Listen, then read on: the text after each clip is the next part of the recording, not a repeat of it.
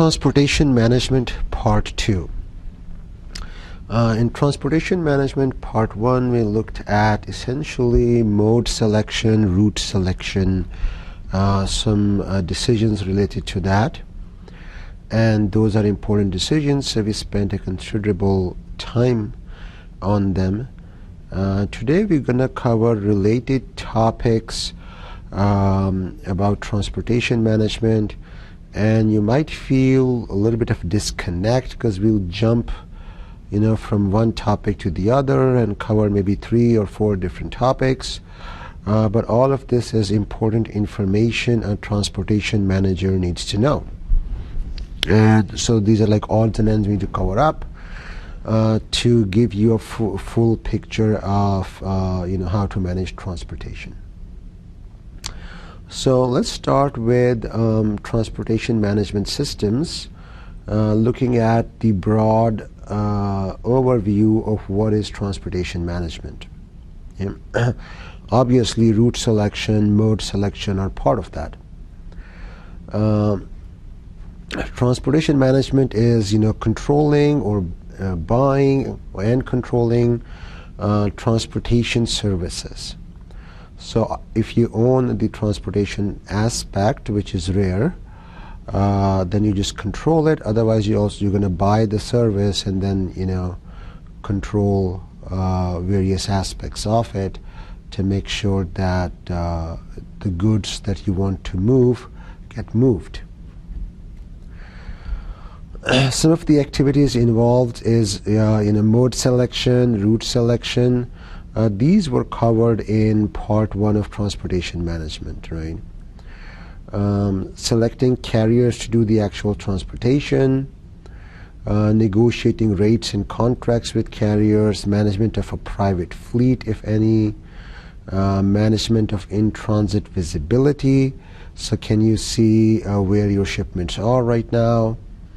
So you may have to have a software which communicates with the software of the transportation carrier companies to be able to get that, and monitor service quality, meaning that you can evaluate the services you are getting and change carriers and so forth based on that to make sure you keep the service up. Now for selection of carriers, which is the third point here, as well as evaluating carrier performance, a tool we often use is scorecards. This is an example of a carrier performance scorecard. So you don't have to learn this scorecard. You come up with your own depending on which factors are important. But you should know the salient points of a scorecard. So you can have performance criteria, more than one usually, which are important to you. Then you're going to have a weighting factor. Okay, so that means higher weight can get a higher potential score. So 8 times 5 is 40. 5 is the highest possible score. You're measuring them on a scale of 0 to 5 on delivery. So if somebody scores 5 on delivery, you don't just say they have a 5, you multiply it by the weight. 8 times 5, you get a 40. Okay, so 40% of the points out of 100 are for on-time delivery in this example. Loss and damage rate, if it's very low, you can get 5 points. The weight factor is 5, so 5 times 5 gives you 25. So 25% of the total score is for the carrier to control loss and damage. Billing accuracy is 15% of the total score. Equipment condition is 10%. Customer service is 10%. Now you might wonder, what's equipment condition doing here? I don't care about what equipment the carrier uses.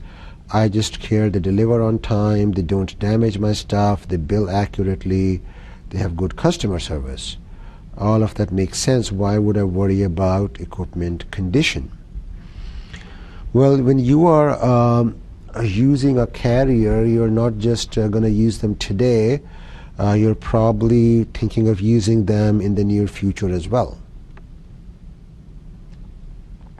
If their equipment is not being maintained properly or is not in good condition, today's shipment might not have a problem, but your future shipments would have problems eventually, as their equipment failures would start to impact their performance. This is a future-looking signal.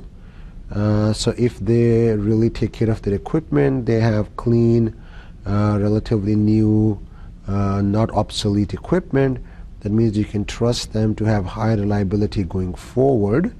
If this is low, then you might start seeing problems in other areas in future.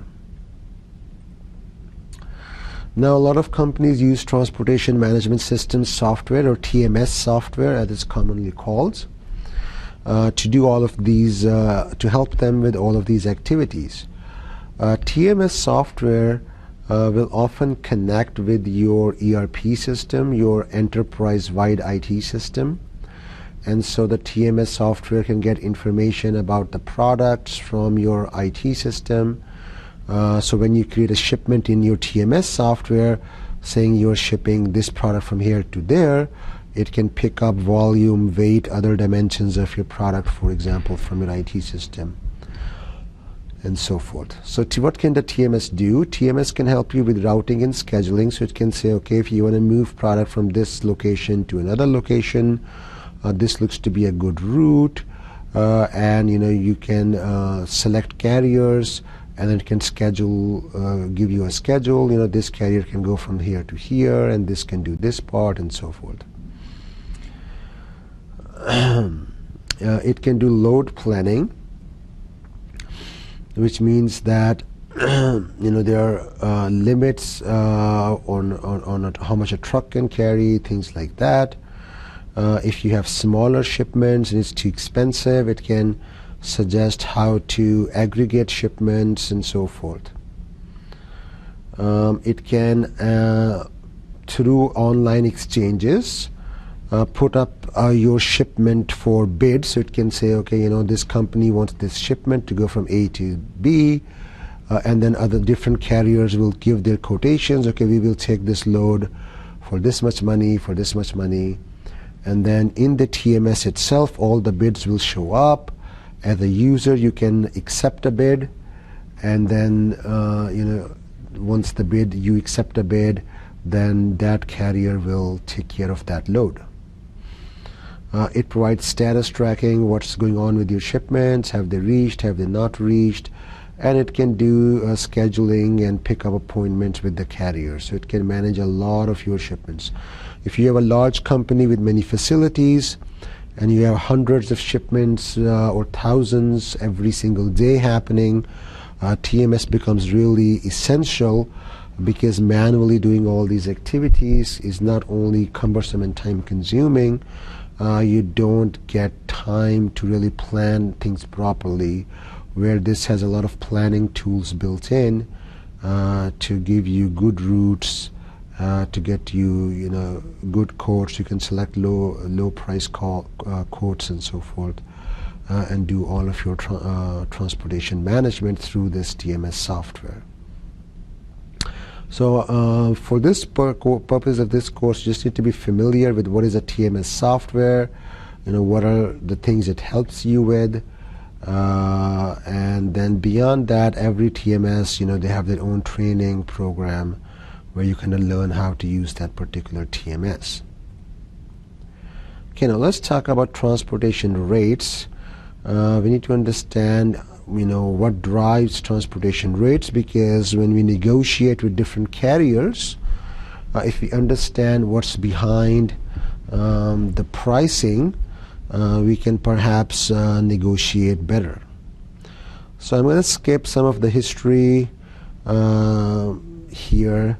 The main idea is that transportation used to be a regulated industry, and it's no longer regulated. And so basically now it's just you and the carrier negotiating a rate. It's not regulated by government. Rates are not controlled by government. Okay? In the past, for railways especially, they were. What is a rate? Rate is just a price we'll be using the two terms interchangeably. So whether I say rate or price, it's the same thing. What are you going to pay the carrier for a particular transportation service they provide? The simplest type of rate to understand is a fixed rate. Okay? And this is very commonly used in truckload shipments, or whenever you are shipping a full shipping unit, like a full container, full truckload, full carload in a rail. So basically, when you're shipping a full unit, there's a fixed rate. Okay, this is how many dollars you pay to ship this container or truckload from point A to point B. Obviously, there's a weight limit on that container. So truckload has a weight limit, rail car load has a weight limit. But as long as you're within the weight limit and you're within the physical bounds of the container or the truck, that's the rate that they're going to charge you. So it's very easy to understand, easy to negotiate. You know exactly what you're paying for what you're getting. So fixed rates are very popular for truckload shipments or moving containers around, shipping containers around. Then we have a class rate system, which is very common in LTL shipping.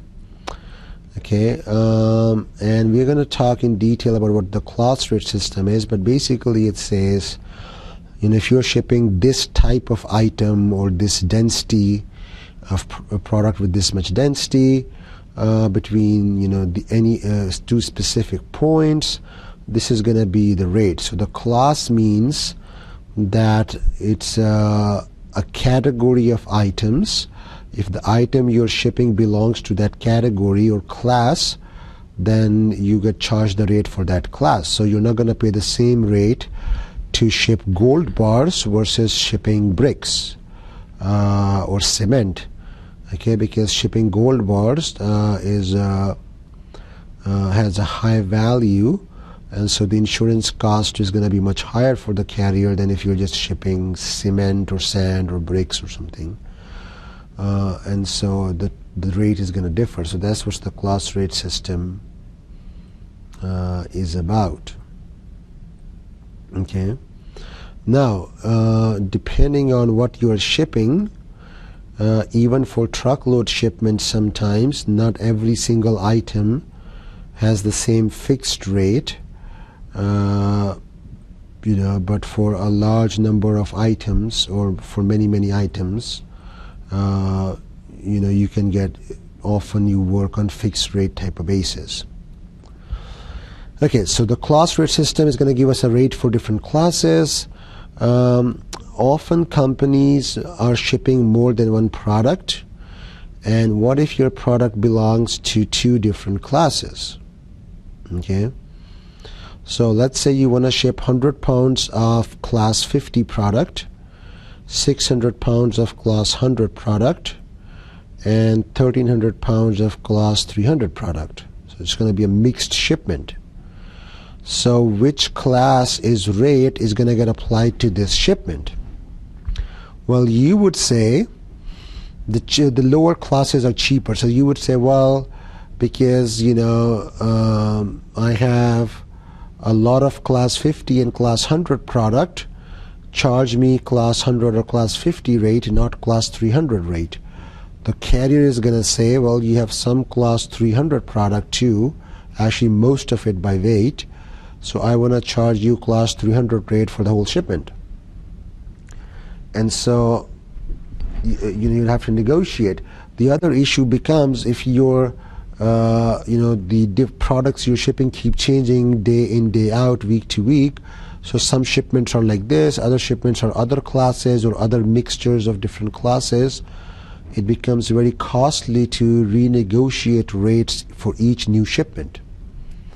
And so what often carriers and companies do is they come up with the FAK rate. FAK stands for Freight All Kinds rate, okay, which means that that particular rate will apply to a range of classes.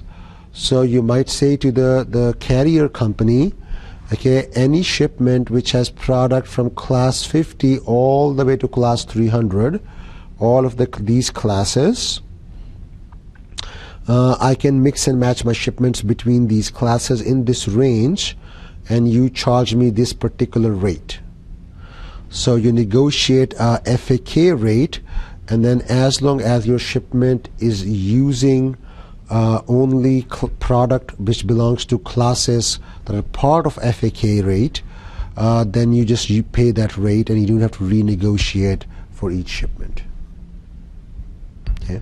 So in this example, for example, both of them might agree that that we'll apply class 200 rate on the whole shipment, and so whenever you are shipping mixtures of class 50, class 100, class 200, class 250, class 300, all of these types of products, you kind of pay the average class 200 type of rate instead of each shipment having to negotiate a new rate.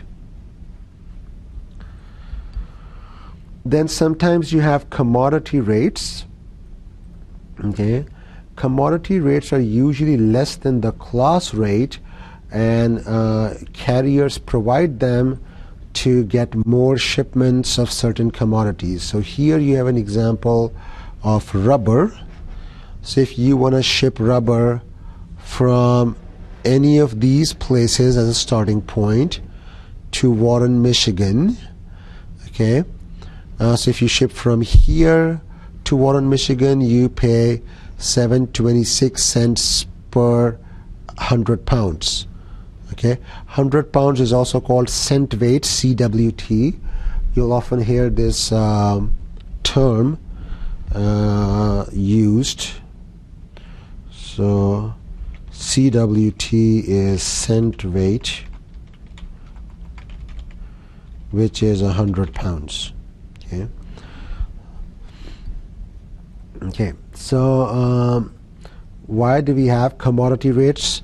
Well, they apply to only that commodity, and they can be cheaper than the class rate. So this is the carrier trying to say, if you want to ship rubber, we ship rubber for cheap, so don't go to any carrier and which will look up the class of rubber and say, okay, they're going to give you this rate. Don't do that. Instead, come to us, because we are going to give you a cheaper rate for rubber, which is this commodity rate, a special rate just for rubber. So you may get a commodity rate for wood, paper, cement, sand. So different commodities. You may find carriers providing cheaper rates for those particular commodities, and those are called commodity rates. Because anybody would give you the class rate for that product, but the commodity rate is going to be usually cheaper than the class rate. So you can see from this table that for the last two source points in Ohio to Warren, Michigan, they both get the 4.96 cents per cent weight rate, but the minimum is different. So each option also has a minimum weight. You have to ship at least that much pounds. Notice all of these minimum weights are less than a truckload. So this is for so you can do LTL shipping with this rate.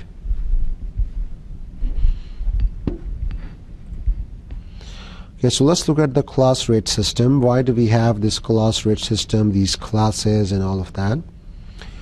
Well, transportation costs depend on these factors. Because transportation costs depend on these factors, transportation prices also depends on these factors, because carriers will say, my cost will go up and down based on these factors, so my price needs to go up and down based on these factors so I can recover my cost. The destination point and the source point obviously drive transportation costs because of the distance between them, and also because of the traffic or demand between them.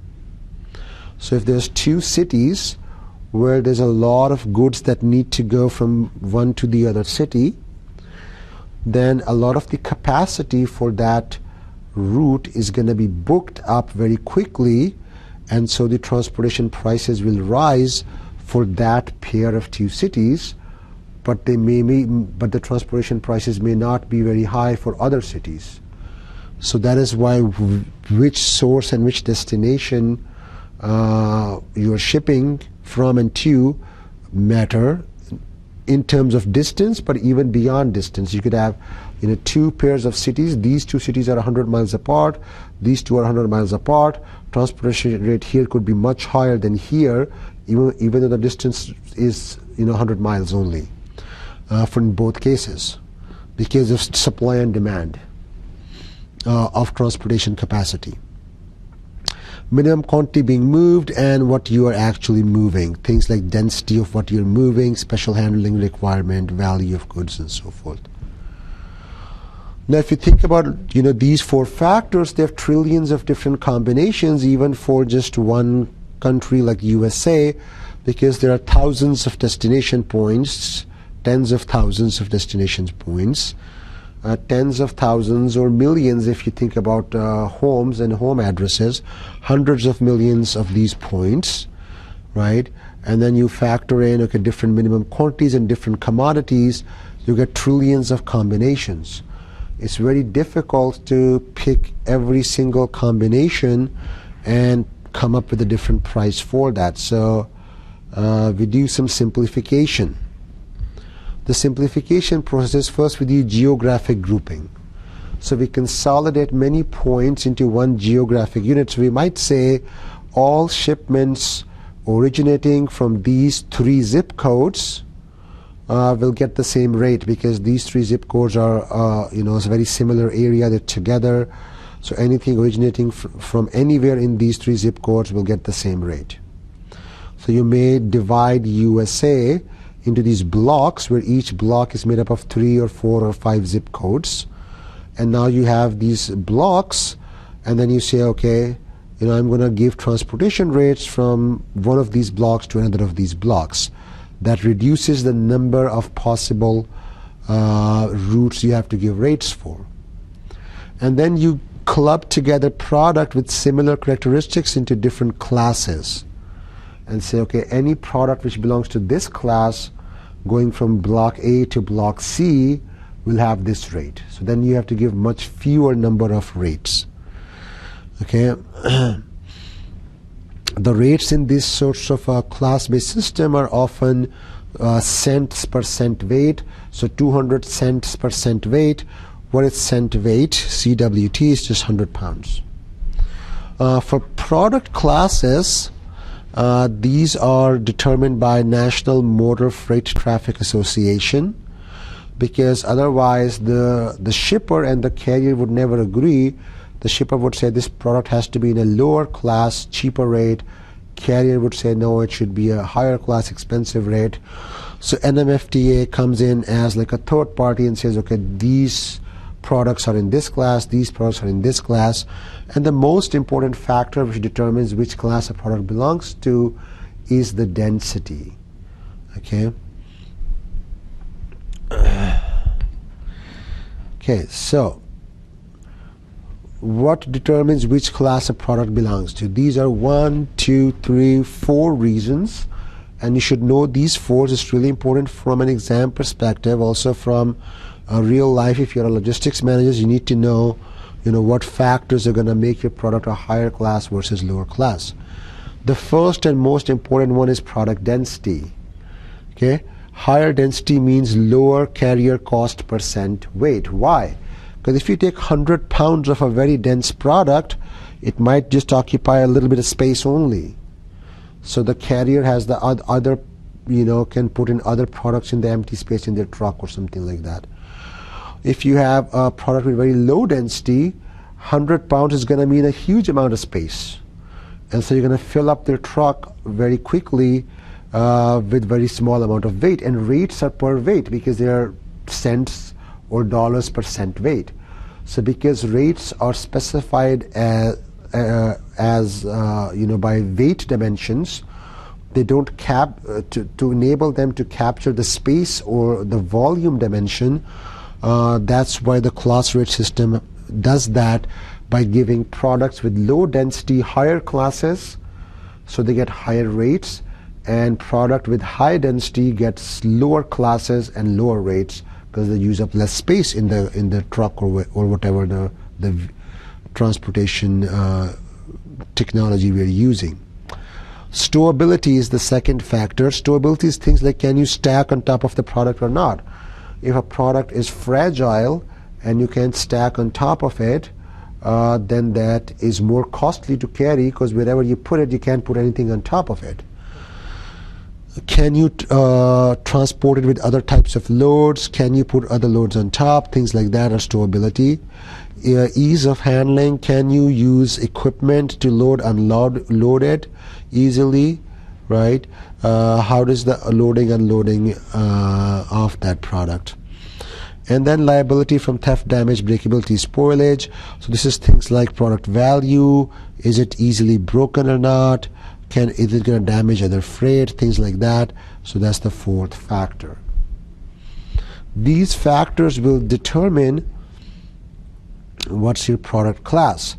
Now you have classes that go from 50 to 500. Okay, smaller classes get the lowest rates.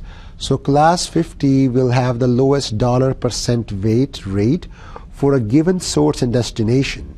So class 50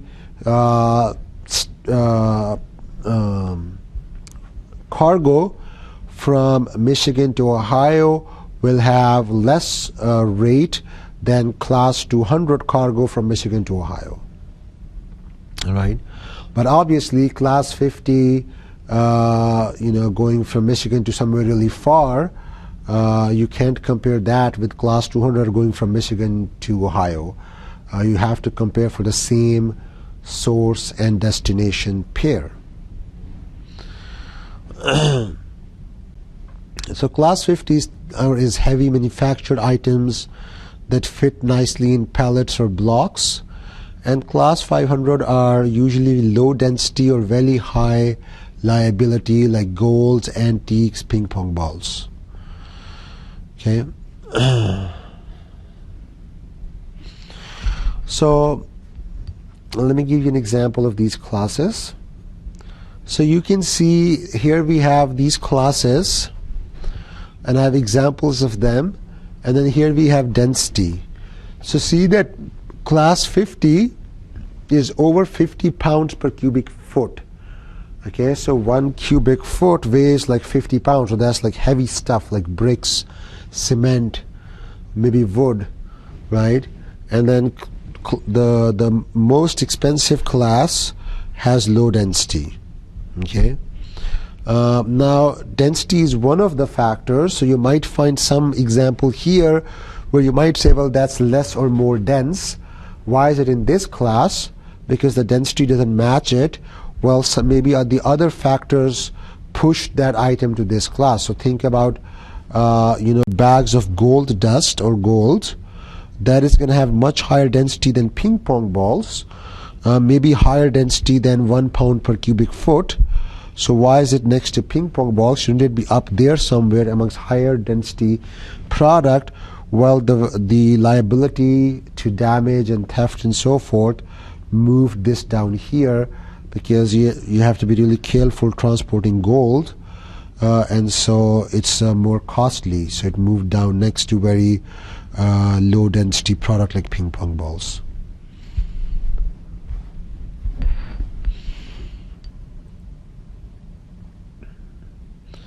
Okay, so there are online calculators that will tell you the expected class of your product. You can go to these websites, put in your product dimensions, and usually just based on the density they'll give you, okay, this product is probably going to be this class. But then when you go talk to carriers, you may negotiate a particular class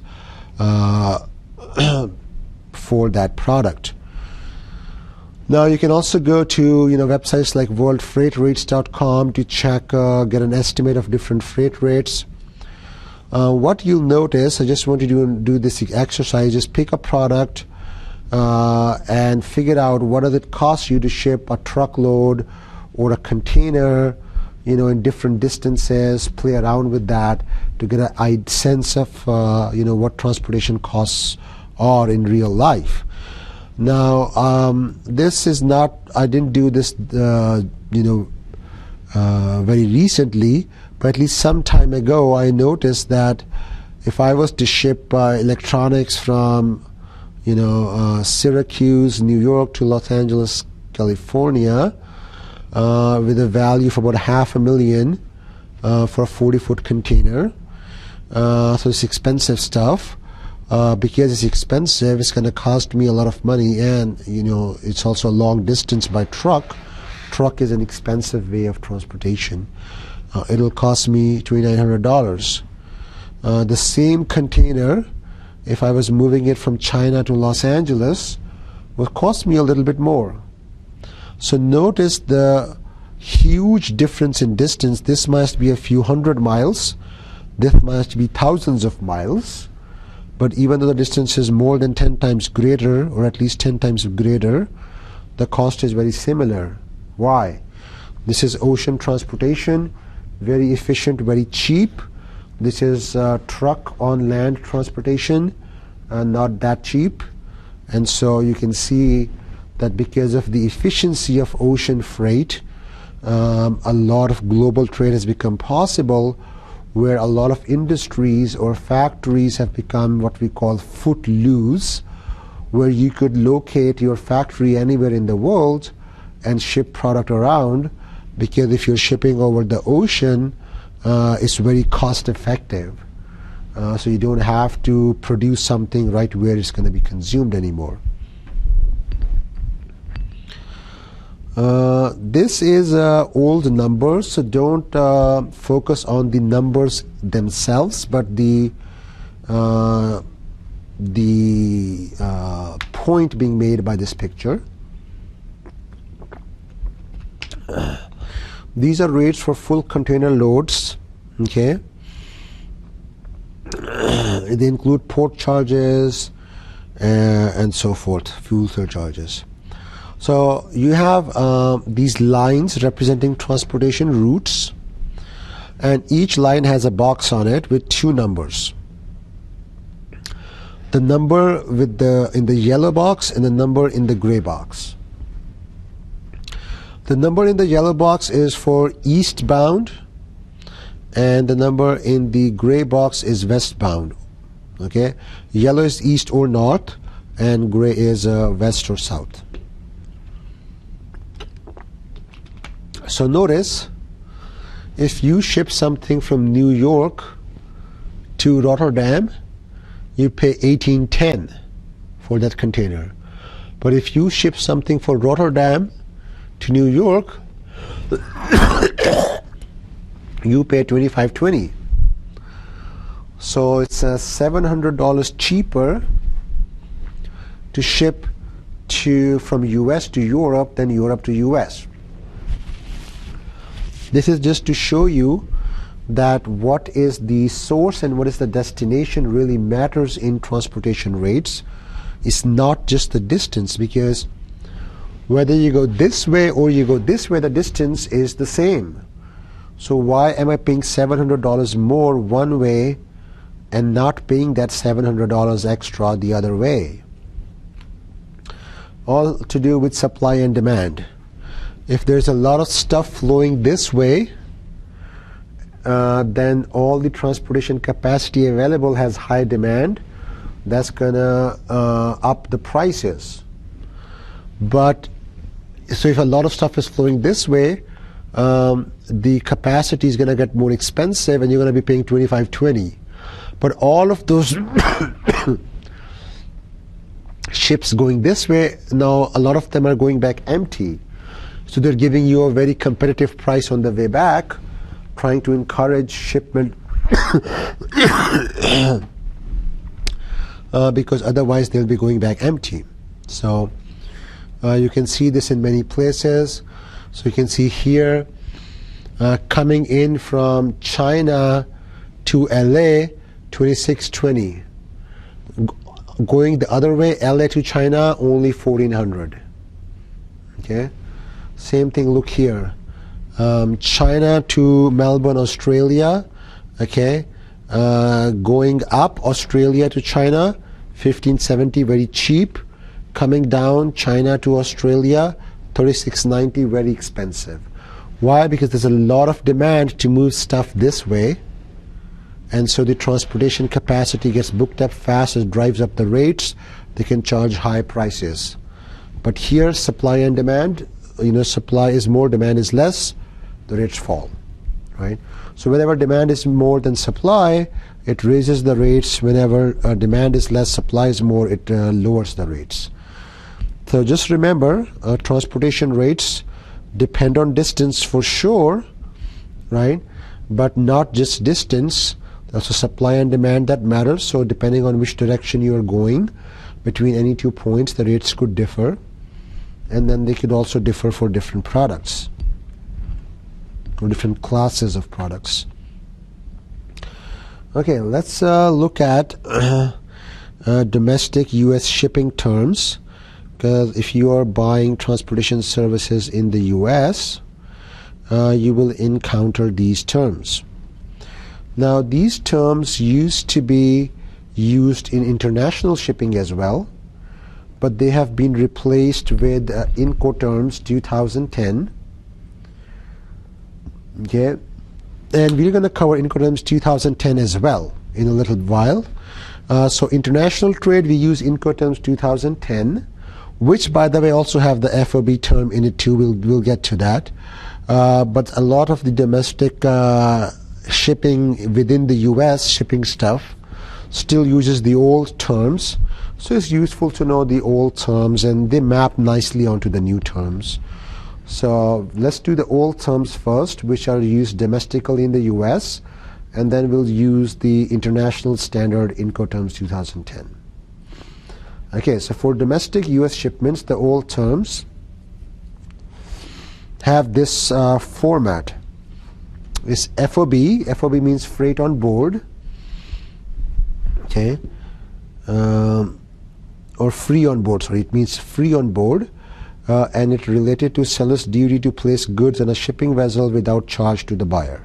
Okay, so FOB free on board. Then the first term here is going to be either origin or destination. So it's going to be FOB origin or FOB destination. That's going to determine who has the risk for the goods. If the goods are damaged or so forth, who is at risk. Okay. Origin means that the buyer owns the goods during transportation, because at origin the risk or the ownership was passed on. So when the shipment starts, the buyer is now of the goods. The seller is no longer responsible, it's the buyer's responsibility. That's FOB origin. FOB destination means that the goods become the buyer's property when they reach the destination. So while they are en route, the seller is going to be responsible in that case. This is a very important point. If the shipping is FOB destination, then the buyer has no pipeline inventory costs because the buyer doesn't own the goods in transit, and the buyer hasn't paid for them, and so forth. So FOB destination means the buyer is not going to have pipeline inventory cost in transit.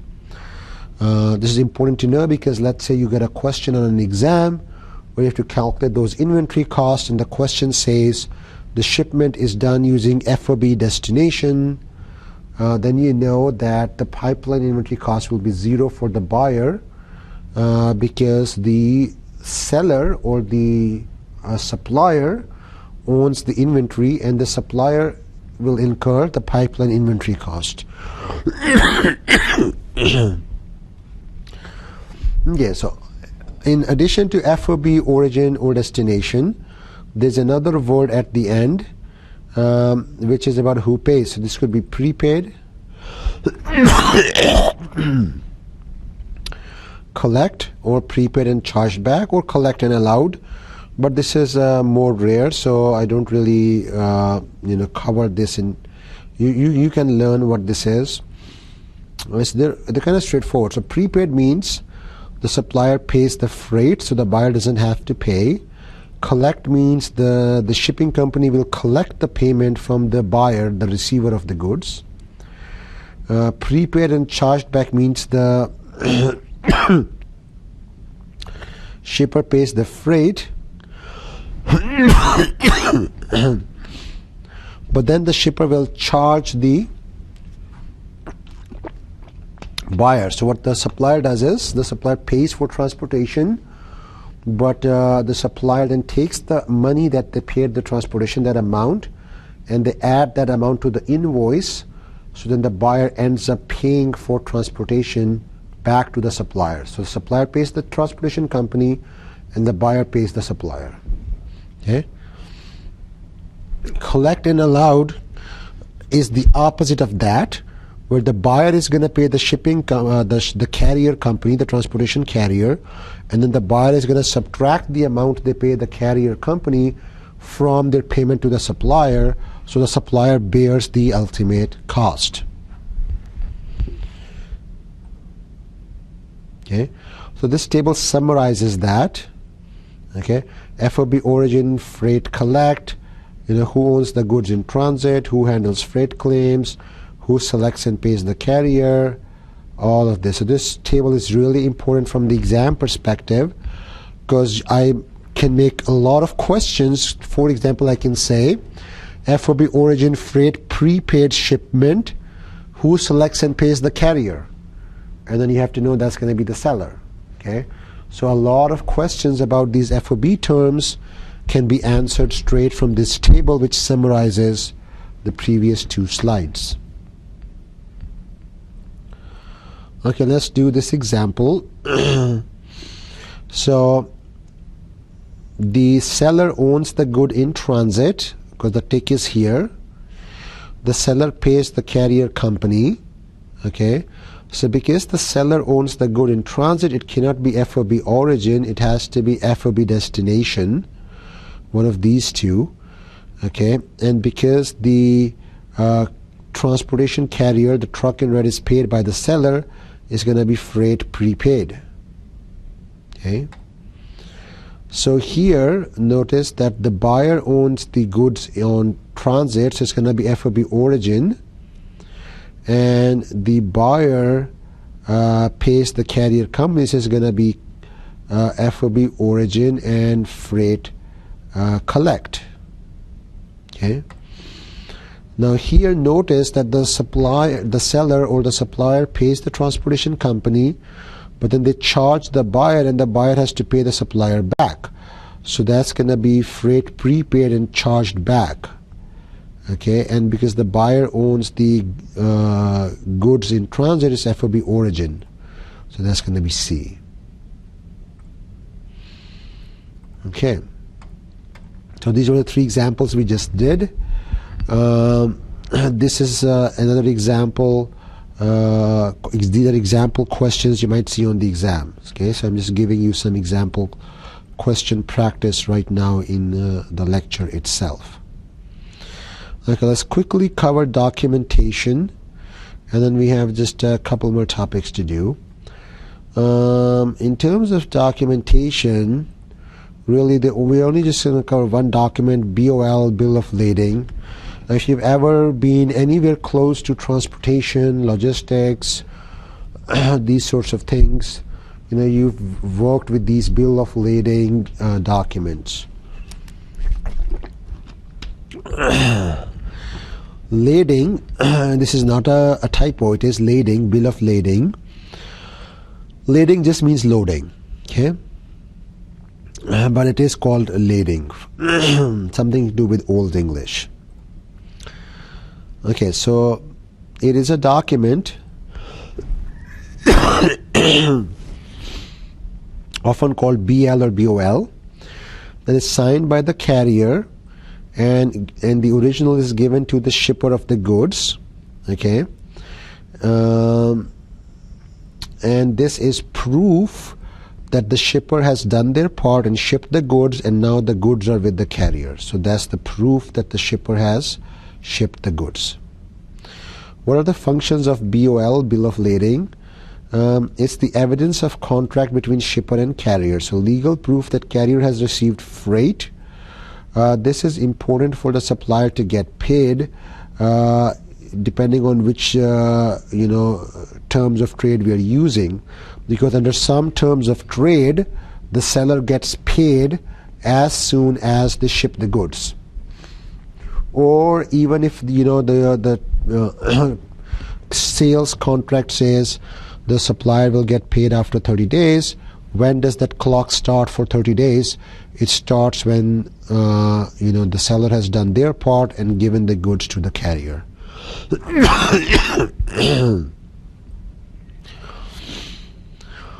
Depending on the type of bill of lading, it could be the document that grants the right to own the goods. Okay, so in some instances, the original signed bill of lading, then the shipper sends to the buyer via FedEx or mail, and once the FedEx gets that document, they can then go to the port and get their goods released. So this is also a legal document that gives the buyer the right to receive the goods from the port and things like that. It's also a receipt of cargo, that the carrier has received the cargo in a paid and good condition. It might have other stipulations on it, and it has all the information the carrier needs to take the goods to their destination. Now, there are two types of bill of lading. There's a straight BL. Name and address of receiver is listed.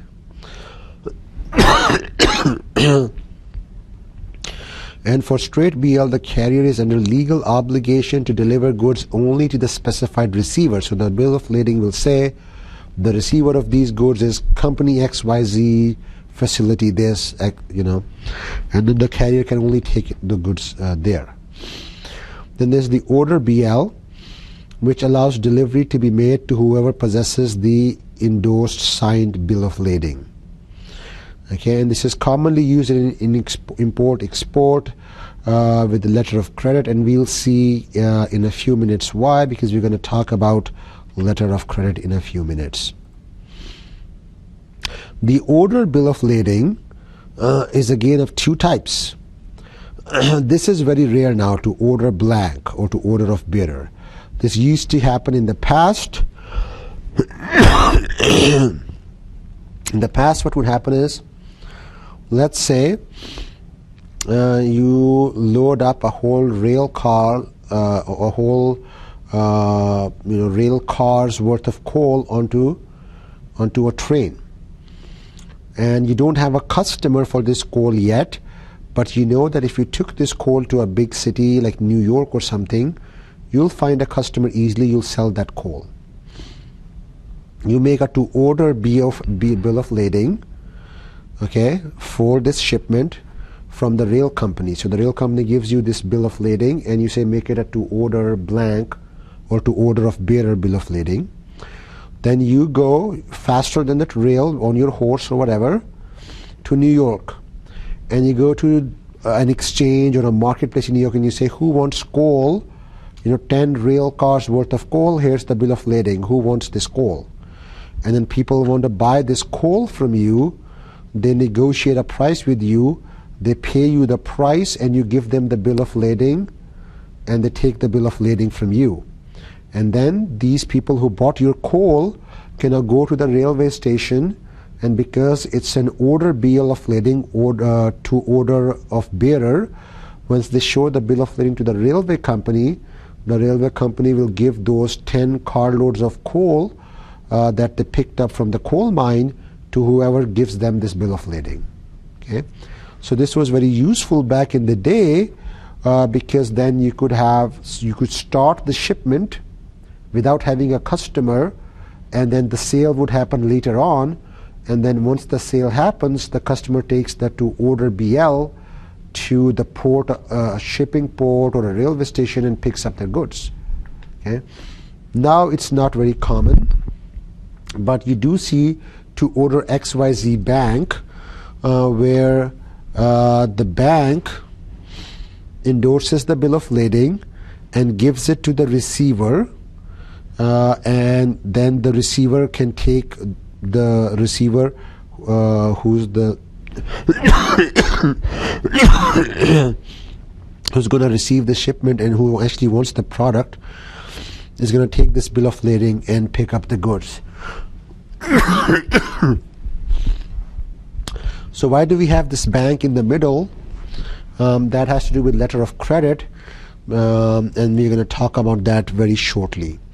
Because in international transactions, sometimes there are banks which are intermediaries which make sure the supplier gets paid and all the payments happen. So when you have these intermediaries in a transaction, then once the bank is happy that everything has happened according as it should, it endorses the bill of lading and gives it to the final customer, who can then go to the port and clear their shipment. There's also a Seaway bill of lading. It cannot be used with letter of credit, but it is often used by shipments between the same company. So a company has two different facilities. This can really smooth the paperwork aspect of it. So you can also use these Seaway bill of lading. Okay, this is simpler because the shipment is automatically released to the receiver after import formalities are complete. Okay, this, however, will not be tested on the exam. So if you are not, so you don't have to kind of learn what it is. Okay, let's go to the last topic for today. Last two topics, which is Incoterms 2010. Okay, and letter of credit. So there is more than 3 Incoterms, but we're just going to cover the 3 most common ones.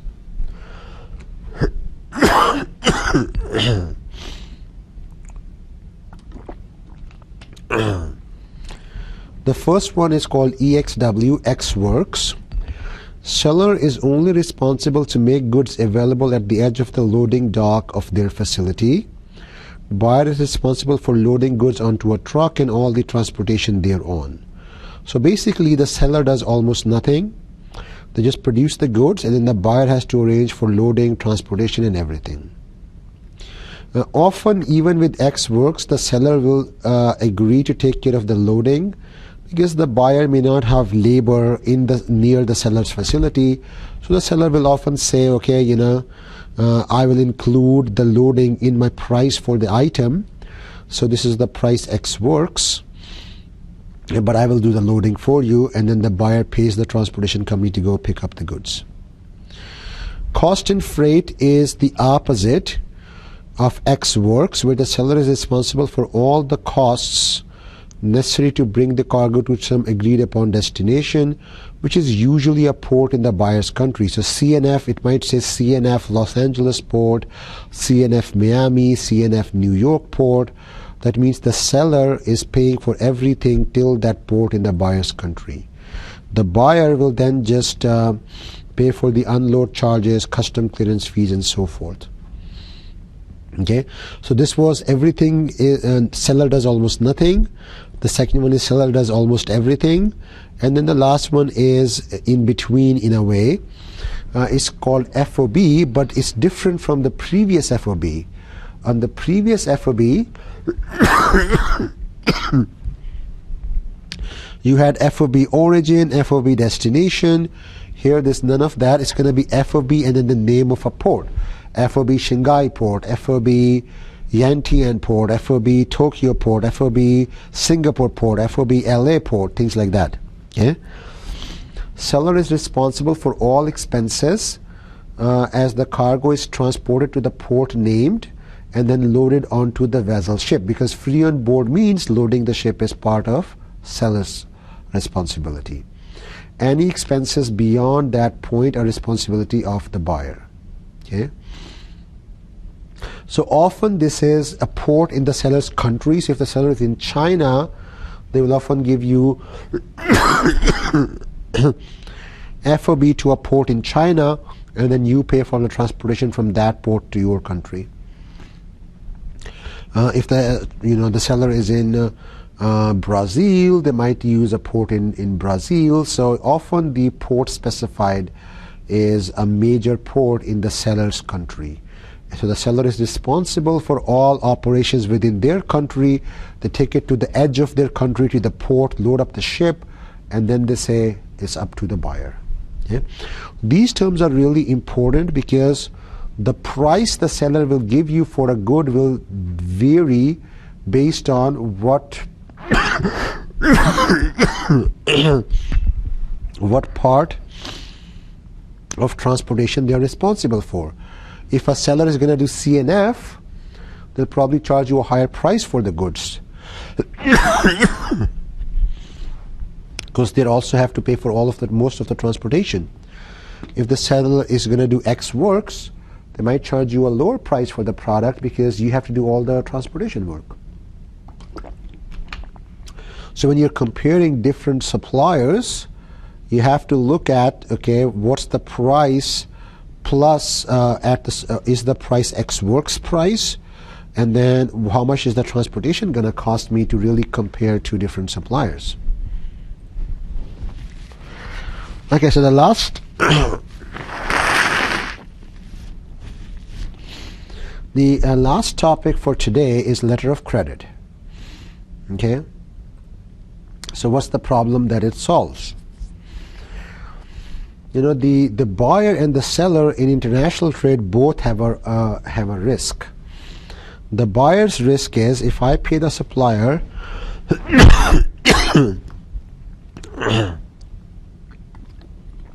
for a certain amount of goods, what if the supplier sends me fewer goods or doesn't ship the goods? And the supplier has a risk that what if I ship the goods and the buyer never pays me? So if both parties are not willing to trust each other because they both fear economic loss or potential of economic loss, then trade cannot happen until we have a third party mediate. So that's what the problem that the letter of credit solves. The mediator become banks in each buyer and supplier's country. So letter of credit is the backbone of international trade, and it's a document from a bank guaranteeing the seller that a payment will be made to the seller if certain conditions are met. Usually the conditions are that the seller will give the product to a carrier company and take the bill of lading and then give the original bill of lading to us, giving us proof that they have shipped the goods in a painted good condition, and then the payment can happen.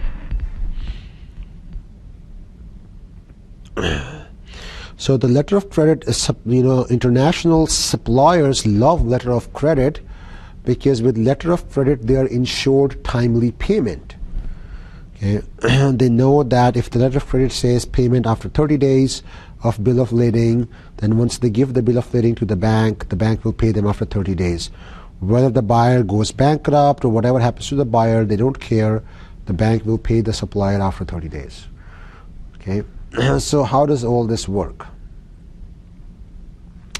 So the first thing that has to happen, the applicant is the buyer.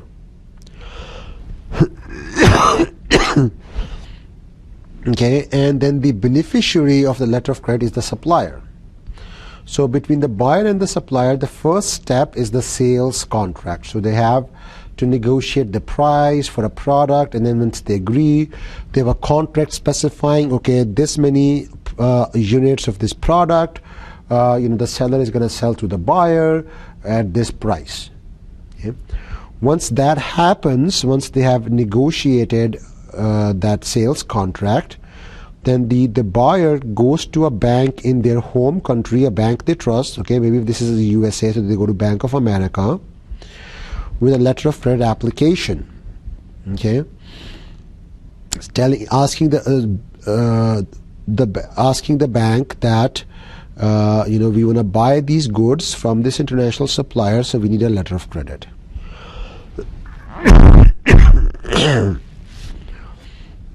The issuing bank is going to represent the buyer. It's often a bank in the buyer's country. Okay, so this issuing bank will then issue the letter of credit, and it will send the letter of credit to a bank in the supplier's country. The supplier trusts this bank because it's in their country. The buyer trusts this bank, and the two banks trust each other because they have worked with each other in the past. Once this bank gets the letter of credit, it tells the supplier that the letter of credit is there, is with us. You can begin production, you can do whatever you want to do and ship the goods. Then the supplier does the shipment and they get a bill of lading. They give the bill of lading to this bank. Okay. The bank then sends the bill of lading to this bank. Okay. This bank then says, okay, we have the proof. Supplier has done their part. They've sent the shipment. We have the bill of lading as proof.